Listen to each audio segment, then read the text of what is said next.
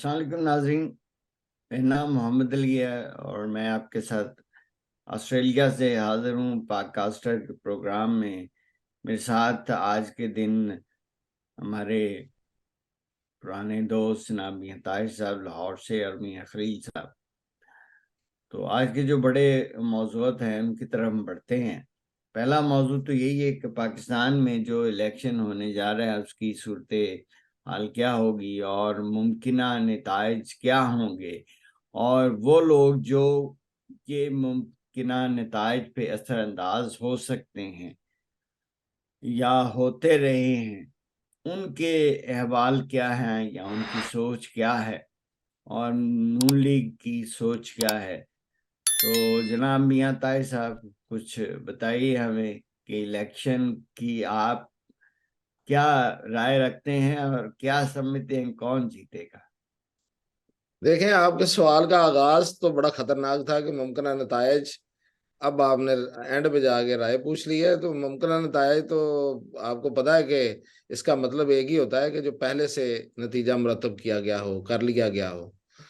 तो बिल्कुल ऐसी कोई बात मैं आपको बताने की पोजीशन में नहीं हूं कि पहले से कोई नतीजा अखज़ किया गया है या वो मेरे पास है। अलबत्ता मैं तो आपको मुस्लिम लीग नून की, चूंकि मेरी पिछले दिनों को बड़ी उनकी इनर सर्कल से मुलाकातें हुई हैं, बैठ के गपशप हुई है, खासी तफसीली बहस मुबासा हुआ है, और मेरे बहुत से सवालात के बाद जो मैंने अखज़ किया है कि वो क्या कहना चाह रहे हैं और वो किस लाइन ऑफ एक्शन पे जा रहे हैं और किस सोच के साथ जा रहे हैं, वो मैं आपको बता सकता हूँ। वो ये है कि उनका ये ख्याल है कि मुस्लिम लीग नून की पहले नंबर पे तो जो मकबूलियत लोग कह रहे हैं कम हुई है, वो कहते हैं कि कोई कम नहीं हुई। अगर हमारा मुकाबला पीटीआई से को लोग करते हैं तो पीटीआई की मकबूलियत अपनी जगह पे मौजूद होगी, लेकिन नून लीग की मकबूलियत कम नहीं हुई। अच्छा, अब ये वो वाला सवाल है कि इसमें ये एक बड़ा टेक्निकल सी बात है जो ये मैं कह रहा हूँ कि उनकी मकबूलियत भी होगी और हमारी मकबूलियत कम नहीं हुई। तो जब इस पे तफसीली बातचीत हुई और उसको कोशिश की गई इसको एनालाइज करने की, तो ख्याल उनका ये था, और उसके उसके लिए उनके पास जो आर्गुमेंट था वो ये था कि देखें, इमरान खान तो 2013 में भी पॉपुलर था।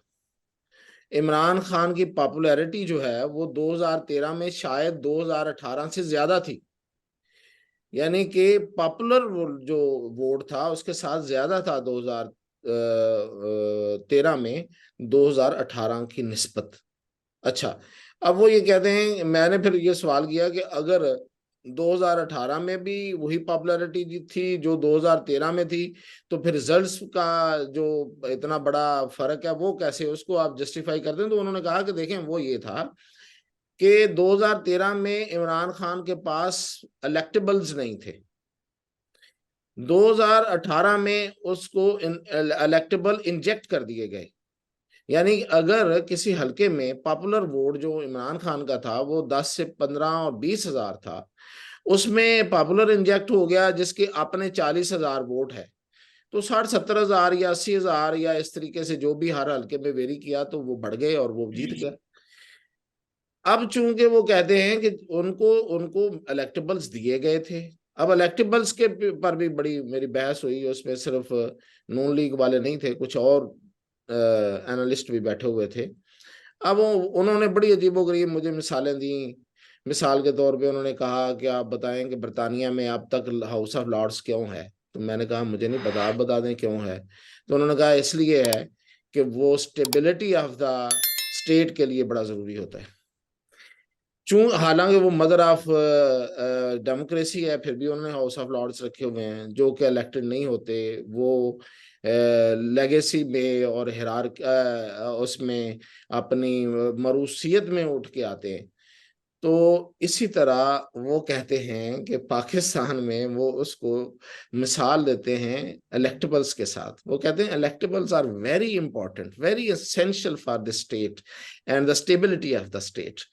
तो इसलिए ये जो इलेक्टेबल्स हैं, ये जिस तरफ हम, यानी कि वो मेरे मुंह से फिर असल बात निकल ही रही है कि उठा के रख देंगे वो जीत जाएंगे। तो उनका ये ख्याल है कि चूंकि 2013 में इलेक्टेबल्स नहीं थे, 2018 में इलेक्टेबल्स आ गए, अब उनके पास इलेक्टेबल्स नहीं है और नहीं होंगे, मतलब, तो ये बात पक्की हो गई है। आप समझ गए ना मेरी बात, कि ये एक लेवल पे ये कंफर्मेशन ले ली गई है या दे दी गई है कि अब के, अगर मैं कराची वालों के अंदाज में कहूँ कि इब के इलेक्टेबल्स नहीं होंगे। अब जब इलेक्टेबल्स ठीक है। नहीं होंगे तो वो जो पॉपुलैरिटी का वोट है वो तो रहेगा, वो एग्जिस्ट करेगा, वो तो 15,000 20,000 वोट पड़ेगा। और उसमें फिर उन्होंने कहा, ये वैसे मेरे लिए तो खबर नहीं थी कि लोगों के लिए बहरहाल ये खबर होगी कि तहरीके लब्बैक पाकिस्तान, टीएलपी, उनका वोट भी तो है ना जी। देखिए वो भी इस दफा वोट लेंगे। अब मेरे लिए ये इसलिए खबर नहीं थी कि मुझे ये पहले से खबर मिल चुकी थी कि इस दफा टीएलपी जो है वो अपना वोट शेयर करेगी बहुत से हलकों में। अच्छा, अब एक इसमें है थोड़ा सा इशू कि अगर सुप्रीम कोर्ट ने उस पर पाबंदी ना लगा दी तो, क्योंकि जो वो फैजाबाद धरना केस है उसमें एक खदशा मौजूद है, लेकिन वो 50% भी नहीं है, कोई 20% वो खदशा है कि सुप्रीम कोर्ट उस पर कोई फैसला देते हुए उस पर पाबंदी लगाए या ऐसी कोई फैसला आ जाए जिसके नतीजे में वो इलेक्शन ना लड़ सके। 80% चांसेस हैं कि वो इलेक्शन लड़ लेंगे, और अगर वो इलेक्शन लड़ेंगे तो उनको शेयर दिया जा रहा है। अच्छा, शेयर मेंबर्स की सूरत में नहीं दिया जा रहा, वोटर्स की सूरत में दिया जा रहा है। यानी कि वो जो होता है ना कि देखें, एक फिर ये भी एक ये हिस्सा भी है फलां बंदे का, ये हिस्सा भी है, जैसे कि जमात इस्लामी को रखा जाता था, जैसे कि इस्लामी जमहूरी महाज बना था, तो वो वाला हिस्सा जो है वो अब इस दफा टीएलपी के खाते में आएगा। तो अब उनका ये ख्याल है कि पंजाब में इतनी सीटें उनको मिल जाएंगी। अब बाकी अगर फर्ज करें सिंध से, उनको कराची से वो 4 सीटें लगा रहे हैं अपनी, और अंदरून सिंध से वो अपनी 4 से 5 सीटें और लगा रहे हैं। तो उनका ये ख्याल है कि कराची से उनको प्योर नून लीग की जो सीटें हैं वो 8 से 9 सीटें, एक हद तक, एक थोड़ा सा खींच के वो 10 तक भी ले गए थे कि 10 सीटें भी मिल सकती हैं सिंध से, ये उनकी वर्किंग है। और बाकी बलूचिस्तान आपको पता है, नवाज शरीफ गए वहां पे बैठे, शमूलियतें हुई, जौक दर जौक लोग मिले, और उनमें इलेक्टेबल्स ही हैं सारे, वो जितने मिले हैं वो 500 वोट वाले भी इलेक्टेबल ही होते हैं वहां पे, 400 वाले भी होते हैं वहां पे, कोई लाखों में वोट नहीं होते। तो वो इलेक्टेबल्स हैं, वो सीटें उनको वहां से, और फिर ये पूरे का पूरा जिसको हम पिछले अपने वीलाग में हिंद को कहते रहे, यानी कि हजारा डिवीजन जो है, पूरा हजारा बेल्ट जो है, वो मियां नवाज शरीफ के पास आ रहा है। अब मैं ये आपको ये कह रहा हूं कि आ रहा है, यानी कि उन्होंने ये सारा इस पे वर्किंग अपनी हद तक कर ली हुई है। तो कहा यह जा रहा है 2/3 मेजोरिटी, यानी कि जैसे हम कहते थे ना हैवी मैंडेट उस वक्त, तो वो ये अभी वाला हैवी मैंडेट बन सकती मियाँ है। साहब पहले भी जो थे ना, मियाँ साहब वो अभी मैंडेट के नीचे ही दब गए अब थे, गए थे। और वो अमीर उल मोमिनीन बनने के चक्कर में पड़ गए थे, तो इस बार फिर वही काम तो नहीं होगा।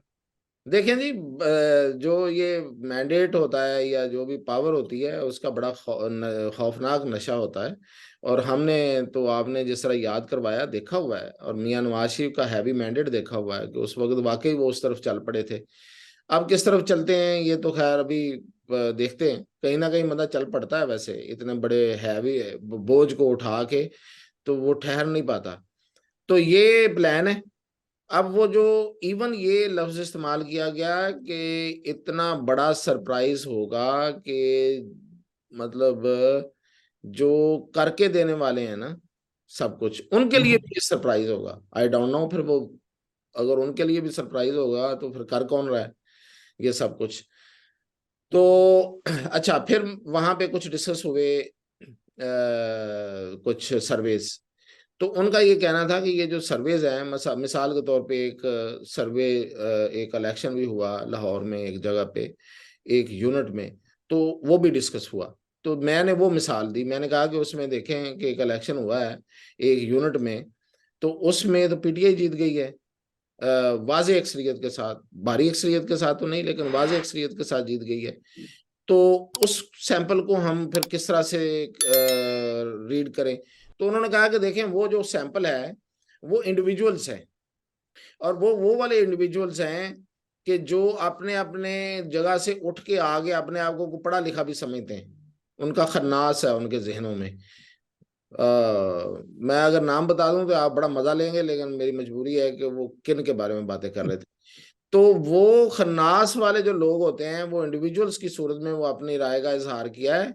अदरवाइज जब यही बंदा वापस अपने गांव में या अपने शहर में और अपने घर में जाएगा तो शायद उसका वोट बदल भी सकता है, क्योंकि बरादरी मैटर करती है हलकों में। इस्लाम, ये तो बात सही है ना कि इलेक्शन के डायनामिक्स डिफरेंट होते हैं, वहां बरादरियां मैटर करती हैं, वहां पे मोहल्लेदारियां, रिश्तेदारियां, मुंह मारी, फिर ये कि एक बंदा वार्ड वार्ड का इलेक्शन बड़ा अहम होता है, किसी बड़ा वार्ड अहम में होता है। फिर एक हमने बंदा जो जीतना है है। वो इन्फ्लुएंशियल है, वो काम भी करवाता है, उसके पास पैसा भी है, टो टप्पा भी है, गार्ड्स भी हैं।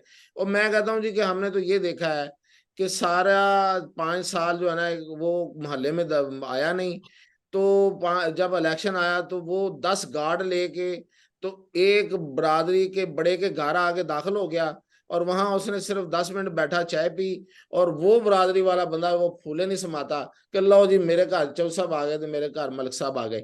तो ये फैक्टर्स हैं। अच्छा, और कुछ सर्वेज भी ऐसे मैंने देखे हैं कि डीएचए के अलावा, डीएचए लाहौर की बात कर रहा हूँ, डीएचए लाहौर के अलावा लाहौर के बहुत से हलकों में ये सर्वेज हुए हैं, खुफिया तौर पे हुए हैं, इनको ज्यादा सामने नहीं लाया गया, और वो कि उसमें नून लीग जीत रही है उन सर्वेस में।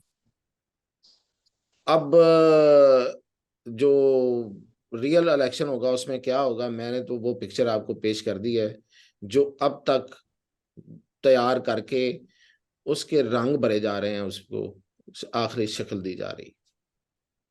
मैं सब ये बताइए कि अभी सुप्रीम कोर्ट ऑफ पाकिस्तान का जो डिसीजन आया है फैजाबाद धरने के हवाले से, तो आपको क्या लगता है कि इसमें जो फैज हमीद साहब और उनके साथी हैं ये मुश्किलात का शिकार हो सकते हैं, और ये जो कमीशन बनाया हुकूमत में ये सिर्फ अशोया या ये वाकई से कुछ हासिल होगा?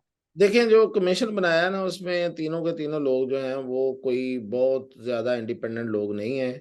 वो जुडिशरी से लिए जाते या ऐसे लोग होते जिनकी इंटेग्रिटी को मुतासर करना मुश्किल होता या उनको इन्फ्लुएंस करना मुश्किल होता, तो वो और बात थी। पुलिस वाला एक है, एक कोई रिटायर्ड ब्यूरोक्रेट है, तो इस तरह ये लोग जो हैं वो भी रिटायर्ड है, जो पुलिस वाला हेड है अख्तर शाह, डॉक्टर अख्तर शाह।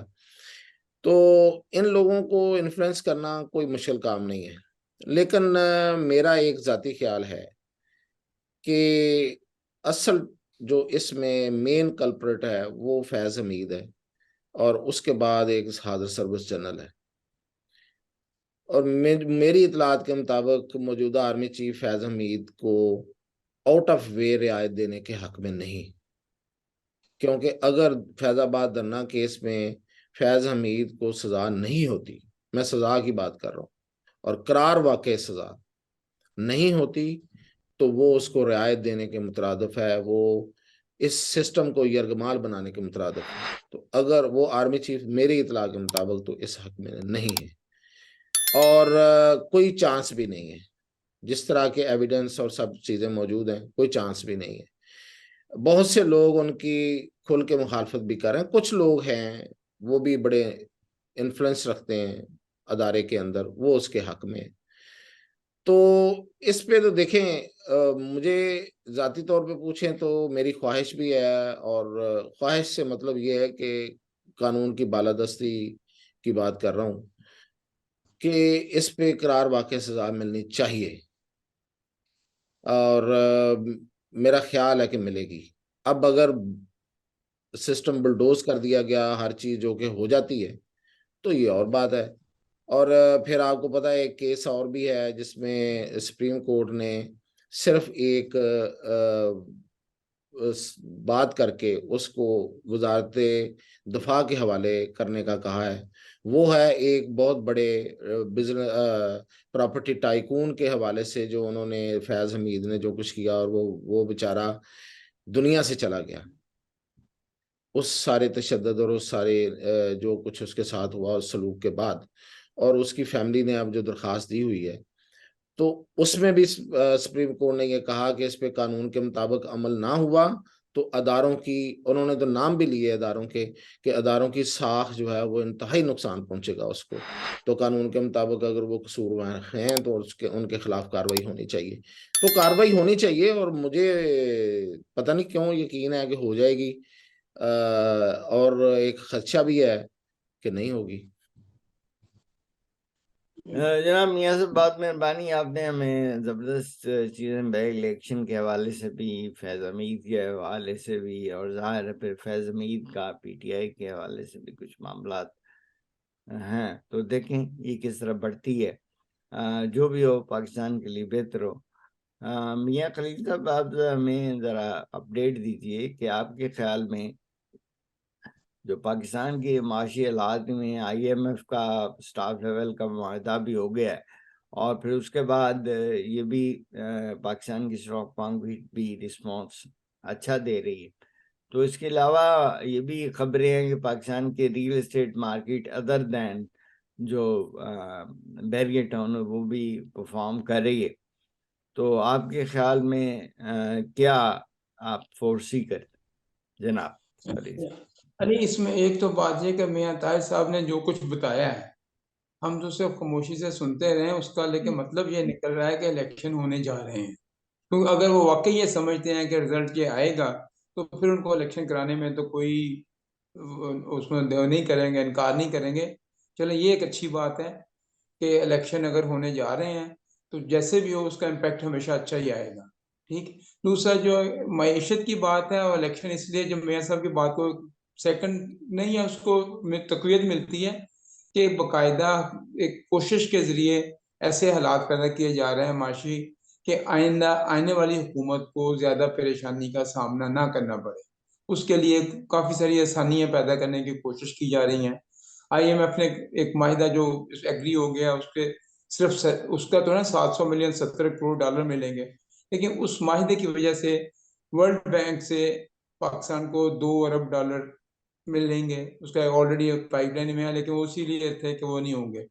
उसके बाद उन्होंने आईएमएफ को राजी कर लिया कि अभी हम फौरी तौर पे ना तो रिटेल पे कोई टैक्स लगाएंगे, और ना ही रियल स्टेट पे जो आपने बात की तेजी नजर आ रही है वो इसलिए आ रही है कि उन्होंने आईएमएफ को राजी कर लिया कि इस माली साल में हम रियल स्टेट पे मजीद इजाफी जो टैक्स है वो नहीं लगेगा, ना रिटेल पे लगेगा। यानी कि ताजरों को भी खुश करने की कोशिश की है, और प्रॉपर्टी वालों को भी। सिर्फ ये एक अवाम के लिए थोड़ा सा मसला है कि जनवरी से गैस की कीमतें मजीद थोड़ा सा बढ़ाने का उन्होंने वादा किया है, कि जो उसका शॉर्टफॉल है, सर्कुलर डेट है, उसको कम करने के लिए जनवरी में गैस की कीमतों में हम नजरसानी करेंगे। वो जाहिर अब नजरसानी का मतलब होता है कि बढ़ाएंगे, सिर्फ ये है। लेकिन इससे ये होगा कि आने वाली जो हुकूमत, अगर जनवरी या फरवरी में इलेक्शन होते हैं, उसके लिए आसानी होगी कि वो एक उसको फौरी तौर पे कोई ऐसा हॉस्टाइल किस्म का वो आम नहीं मिलेगी जिन पे बहुत टैक्स लगा हो, जिनके सिर्फ गैस का है। वो एक थोड़ा सा प्रॉब्लम है। लेकिन उन्होंने जो टैक्सेशन के हवाले से वो किया है कोशिश कि हम अपने अखराजात कम करके बजट सारा पूरा कर देंगे, लेकिन टैक्स नया अभी रहने दें, हम ये अफोर्ड नहीं करते। और उसमें एक और बात की है कि जो उन्होंने शरह सूद है उस पर भी एग्री हो गए आईएमएफ भी, कि शरह सूद भी मजीद ना बढ़ाई जाए, ऑलरेडी बहुत ज्यादा है। तो ये एक अच्छी बात है, इसका मईशत पे और अच्छा असर पड़ेगा। और जो मियाँ साहब ने जो सर्वेज बताए हैं उसके मुताबिक, और इसको सारा माशी सूरत को देखें, तो लगता है इलेक्शन हो जाएंगे। और बस मियाँ साहब की जो उन्होंने बताया है कि नून लीग या इसका, उसके चांसेस ज्यादा बन रहे हैं इस सारी सिनेरियो में। इकोनॉमिकली भी सारा यही किया जा रहा है, तो अब तक यही सूरत हाल है। मियाँ साहब, बहुत मेहरबानी, आपने हमें बड़ा अच्छा अपडेट दिया। और आखिर में क्रिकेट का छोटा सा कि एक तो पाकिस्तान का नया कप्तान आ गए हैं, और तीसरे अभी फॉर्मेट के रहते हैं, देखें किसको आता है। एक्सपेक्टेड तो शायद ये है, लेकिन एक बड़ी जो यहाँ पे खबर घूम रही है वो ये है कि बाबर आजम और जो वो थे दूसरे उनके नायब जो थे रिजवान, वो शायद जुए की एक कंपनी थी उसके साथ वो राजी नहीं थे, इसलिए उनको हटाया गया है। तो ये भी एक खबर है।